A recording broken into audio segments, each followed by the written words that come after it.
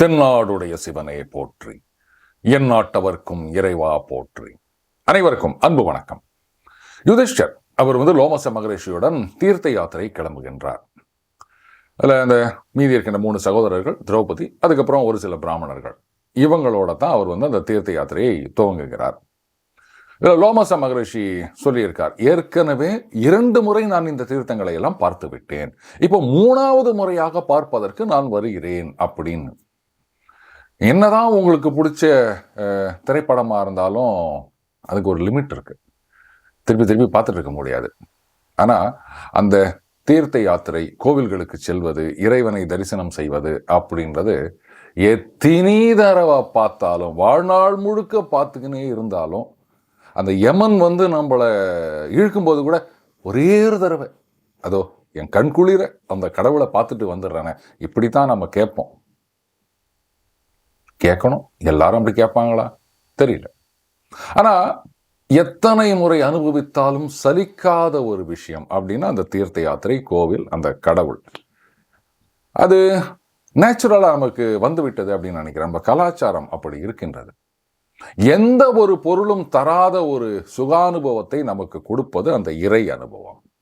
அதே மாதிரி அந்த தீர்த்த யாத்திரைக்கு போகிறோம் அப்படின்னு சொல்லும்போது ஒரு சீனியர் ஒருத்தர் இருந்தாங்கன்னா பெட்டராக இருக்கும். சீனியர் அப்படின்றத நான் வயசில் மட்டும் சொல்லலை, அந்த தீர்த்தங்களுக்கோ இல்லை அந்த கோவில்களுக்கோ ஏற்கனவே போயிட்டு வந்த அனுபவம் இருப்பவர்கள், அதை பற்றி விஷயம் தெரிஞ்சவங்க, அவங்களோட போகும்பொழுது நம்ம அந்த போகின்ற பிரயாணம் அப்படின்றது ஒரு அற்புதமான பிரயாணமாக இருக்கும்.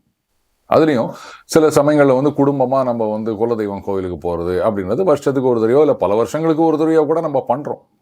அந்த மாதிரி சமயங்களிலாவது அந்த இறை சம்பந்தப்பட்ட விஷயங்களை மட்டுமே பேசிட்டு போனோமே தவிர, அது அடுத்தவனை பற்றி பேசுறது இல்லை குடும்பத்தில் இருக்க மற்றவங்களை பற்றி தலையை உருட்டுறது, இதெல்லாம் தவிர்க்க வேண்டும் நண்பர்களே. ஒரு சில கோவில்களில் எழுதி போட்டிருந்ததை நான் பார்த்துருக்கேன். அதாவது கோவிலுக்குள் இறைவனை தவிர வேறு யாரையும் வணங்கக்கூடாது அப்படின்னு. அங்கே இறைவனுடைய ஆட்சி, சொல்லப்போனால் இந்த பிரபஞ்சம் முழுவதும் இறைவனுடைய ஆட்சி தான், அதில் எந்த சந்தேகமும் கிடையாது. ஆனால் அங்கே கோவிலுக்குள்ளே போயிட்டு இந்த சந்நிதி முன்னாடி நின்றுன்னு சாமியை கும்பிட்றதுக்கு முன்னாடி எதிர்க்க யாராவது ஃப்ரெண்ட்ஸ் வந்திருப்பாங்க, இல்லை நம்ம பாஸ் வந்திருப்பார், உடனே வணக்கம் சார். ஆனால் ஒன்று, அதை கும்பிடுலாம் சொல்ல முடியாது. வணக்கம் கும்பிடுவது அப்படின்னா இப்படி. ஆனால் இன்னைக்கு இப்படி யாரும் வணக்கம் சொல்வதில்லை, குட் மார்னிங் சொல்வதில்லை, மணி சார், ஹலோ, ஹாய், இதோட நிறுத்திட்டோம். ஆனால் அது கூட கோவிலுக்குள் மனிதர்களை இந்த மாதிரி செய்ய வேண்டாம். இறைவனுக்கு மட்டுமே அர்ப்பணிக்கக்கூடிய அட்லீஸ்ட் அந்த ஒரு இடத்தையாவது நம்ம வச்சிருப்போமே. அடுத்தது இந்த தீர்த்த யாத்திரை, கோவில்களுக்கு போவது. குலதெய்வம் கோவிலுக்கு பல வருஷத்துக்கு ஒரு தடவை அப்படின்னு நான் சொன்னேன். கேட்டால் நம்ம என்ன சொல்லுவோம், அது இல்லைங்க, நமக்கும் போனோம் தான் இருக்குது, ஆனால் எங்கெங்க டைமே ஒத்து வரல, ஒரே பிஸி.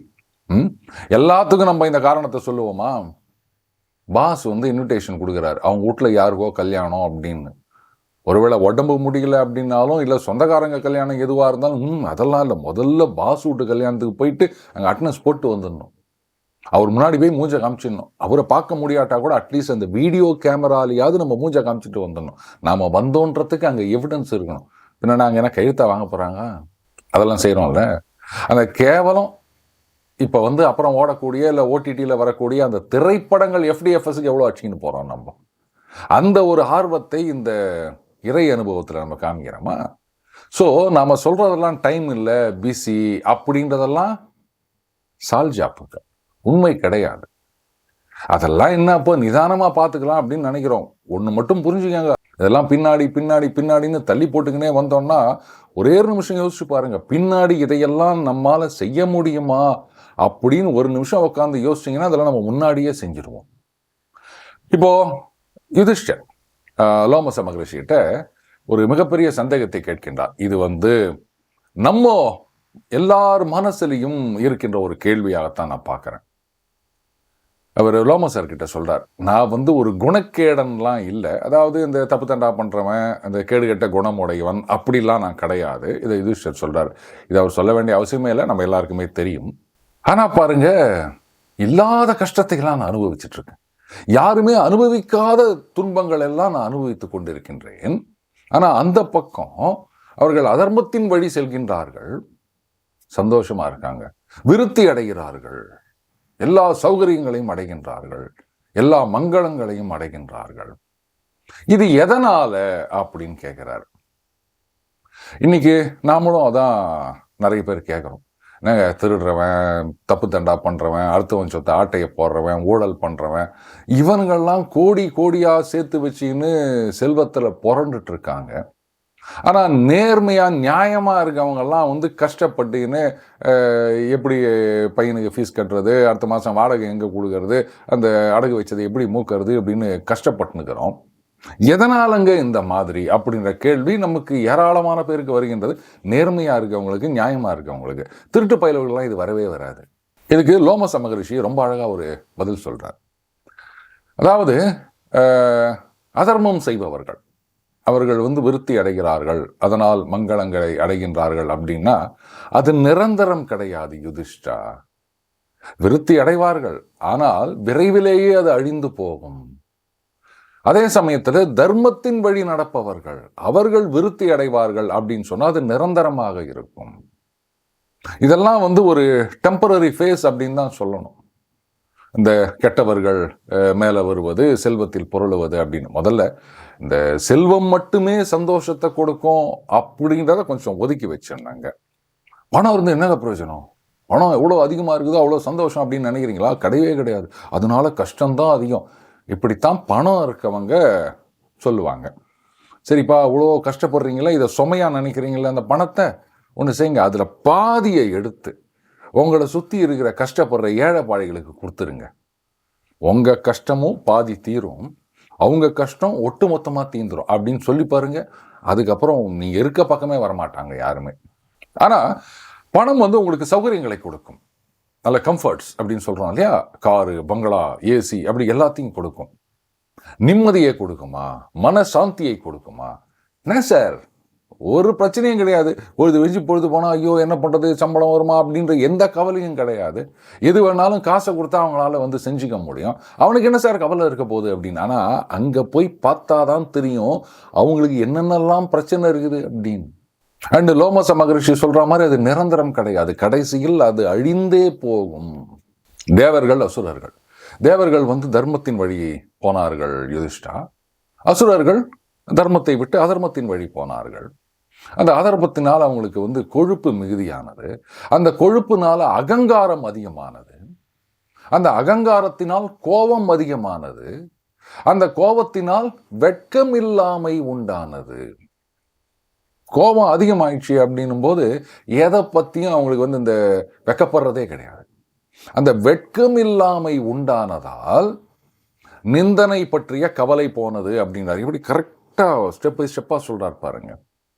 இந்த வெக்கமே இல்லை அப்படின்னும் போது யார் என்ன சொன்னாலும் நம்ம அதை பற்றி கவலைப்பட போகிறோமா? துப்பினா தொடச்சிட்டு போகிறோம் அப்படின்ட்டு தான் போவோம். என்னங்க இப்படி பேசுகிறீங்க, நாளைக்கு அப்படி பேசுகிறீங்களே, அதனால் என்னப்பா, துப்பினா தொடச்சிட்டு போவோம். இதுதான் வெட்கம் இல்லாமை. அது வந்துட்டதுனால நிந்தனை பற்றிய பயம், கவலை அவங்களுக்கு போயிடுச்சு. அவன் எதை ஒன்றா சொல்லிட்டு போட்டான், அப்படி சொல்கிறவன் நான் வந்து எனக்கு இந்த சௌகரியங்களை எல்லாம் கொடுப்பான் அப்படின்ற நினப்பு வந்துடும். அதனால் தேவர்கள் இருக்கும் இடம் லக்ஷ்மி அடைந்தாள், இந்த பக்கம் அது அழிந்து போனது அப்படின்றார். ஸோ தர்மத்தினால் விருத்தி அடைவது தான் நிரந்தரம் யுதிஷ்டா, நீ அதை பற்றியெல்லாம் கவலைப்படாத அப்படின்றார். இப்படியே ஒவ்வொரு தீர்த்தமாக அவர்கள் வந்து தரிசனம் செய்து விட்டு வருகின்றார்கள். அதற்கு பிறகு பிரம்மசரஸ் அப்படின்ற இடத்தை அடைகின்றார்கள். அங்கே வந்து சமடர் அப்படின்றவர் வந்து கயன் அப்படின்றவனை பற்றின சரித்திரத்தை கூறுகின்றார். எப்படியெல்லாம் வந்து அவன் தவம் செய்தவன், அதுக்கப்புறம் அந்த அன்னதானம் எந்த அளவுக்கு செய்வான் அப்படின்னா, அவன் செஞ்சு முடிச்ச பிறகு 25 மலைகளாக சாதம் அப்படியே குவிச்சு வச்சிருப்பாங்களாம். மிஞ்சி போனதே 25 மலைகள் அப்படின்னா அப்ப கொடுத்தது எவ்வளோ இருக்கும்? இதை பற்றிலாம் சொல்லிட்டு வராங்க. அதற்கு பிறகு அகஸ்தியர் ஆசிரமம் வைத்திருந்தார், அந்த இடத்தை அடைகின்றார்கள். அங்கே போயிட்டு வசிக்கின்றார்கள். அந்த இடத்துல லோமச மகரிஷி கிட்ட யுதிஷ்டர் கேட்கிறார், இந்த மாதிரி அகஸ்தியர் வந்து வாதாபியை வதம் செய்தாராமே, அது எதுக்காக அப்படின்றார். அப்போ லோமச மகரிஷி வந்து இந்த சரித்திரத்தை கூறுகின்றார். இல்வலன் அப்படின்ற ஒரு அசுரன் இருந்தான், அவனுக்கு வந்து வாதாபி அப்படின்ற ஒரு தம்பி இருந்தான். இந்த இல்வலன் என்ன பண்ணியிருக்கான், ஒரு நாள் ஒரு பிராமணர் அவர்கிட்ட போயிட்டு, அவர் தவம் பண்ணிட்டு இருக்கார் போல இருக்கு, எனக்கு இந்திரனை போன்ற ஒரு குழந்தை வேண்டும், அதுக்கு நீங்க ஏதாவது பண்ணணும் அப்படின்றாரு. இந்த மாதிரி ஏதாவது யாகம் செய்து அந்த மாதிரி ஒரு குழந்தை அப்படின்ற எண்ணத்தில் அவன் கேட்டிருக்கான். இவர் அதெல்லாம் முடியாது அப்படின்ட்டார். இந்த இல்வலனுக்கு கோபம் வந்துருச்சு. ஆஹா, நான் கேட்டேன், நீ கொடுக்க மாட்டேன்ட்ட, நீ ஒரு பிராமணன், அதனால இந்த பிராமணர்கள் எல்லோரும் எனக்கு எதிரி அப்படின்னு முடிவு பண்ணிட்டான். ஆனா இவன் பாருங்க, ஒரு வித்தியாசமா இவங்களை எல்லாம் பழி வாங்கி கொண்டிருக்கின்றான். எப்படின்னா, அவனுடைய தம்பி வாதாபி இருக்கான் இல்லையா, அவனை ஒரு ஆடாக மாத்திட்டானான். கூடவே இந்த இல்வலனுக்கு ஒருத்தரை இன்னொன்னா மாத்திர சக்தி மட்டும் இல்லாம இன்னொரு மிகப்பெரிய சக்தி இருக்கின்றது. எவனாவது யமலோகத்துக்கு போயிட்டான் அப்படின்னா இவன் அவன் பேரை சொல்லி கூப்பிட்டானா யமப்பட்டணம் போனவனே உயிரோட திரும்பி வந்துருவானா. அந்த ஒரு ஆற்றலும் இந்த இல்வலன் கிட்ட இருக்குது. அதனால தம்பியை ஒரு ஆடாக்கி விட்டு அவனை வெட்டி கொன்னு சமையலே பண்ணிடுவானா. பண்ணிட்டு முதல்ல அந்த இந்திரன் மாதிரி குழந்தை முடியாதுன்னு சொன்னார் இல்லையா, அந்த பிராமணனை கூட்டின்னு அவரை எப்படியோ இதை சாப்பிட வச்சிருக்கான். சாப்பிட வச்சுட்டு அவர் வயிற்றுக்குள்ள போன பிறகு வாதாபி வாப்பா வா அப்படின்னு இருக்கான். அவன் உடனே அந்த பிராமணனுடைய விலாவை கிழித்து கொண்டு வெளில வருகின்றான். அந்த பிராமணன் இறந்து விடுகின்றான். இதே மாதிரியே என்ன பண்ணுறான், பல பிராமணர்கள்கிட்டையும் போயிட்டு இதை எப்படியாவது சாப்பிட்ணும்னு சொல்லிட்டு அவன் கொண்டு வந்ததை சாப்பிட வச்சு அவங்க சாப்பிட்ட பிறகு வாதாபி வெளில வா அப்படின்ன உடனே அவன் அப்படியே கீழ்ச்சிக்கின்னு வெளில வந்துடுறான். இது ஒரு பக்கம் நடந்து கொண்டிருக்கின்றது. அதுக்கப்புறம் அகஸ்தியர் என்ன பண்ணுறாரு, ஒரு தடவை வந்துட்டே இருக்கும்போது அவருடைய முன்னோர்கள், மூத்தோர்கள், பித்ருக்கள்னு சொல்கிறாங்க இல்லையா, அவங்கெல்லாம் தலைகீழாக தொங்கிக் கொண்டு இருப்பதை பார்க்கிறார். இவர் கேட்குறாரு, என்ன நீங்களாம் அந்த மாதிரி தலைகீழாக தொங்கிட்டு இருக்கீங்களே அப்படின்னும் போது, இல்லை உனக்கு சந்ததி வேணும், அப்போதான் பித்ருக்களாகிய நாங்கள் மேலே போக முடியும் அப்படின்றாங்க. அப்படியா, சரி, அப்போ சந்ததி உருவாக்கலாம் அப்படின்ட்டு அகஸ்தியர் என்ன பண்ணுறாரு, இந்த உலகத்தில் எல்லா ஜீவராசிகளும் அந்த இறைவன் படைப்பு. இப்போ ஒவ்வொன்றுத்துக்கிட்டையும் ஒவ்வொரு மாதிரி ஒரு நல்ல விஷயம், ஒரு அழகான விஷயம் இருக்குது அப்படின்றத அவர் பார்க்குறாரு. அப்போது எல்லாத்துக்கிட்டேருந்தும் இருக்கின்ற நல்ல விஷயங்களை எல்லாம் எடுத்து ஒரு பெண் உருவம் இப்படித்தான் இருக்க வேண்டும் அப்படின்ட்டு உருவாக்குகிறார். அந்த பெண் அந்த குழந்தை வளர்ந்து பெண்ணாக போகின்றார் இல்லையா, அவள் எங்கு பிறக்க வேண்டும் அப்படின்றதை இவரே முடிவு செய்கின்றார்.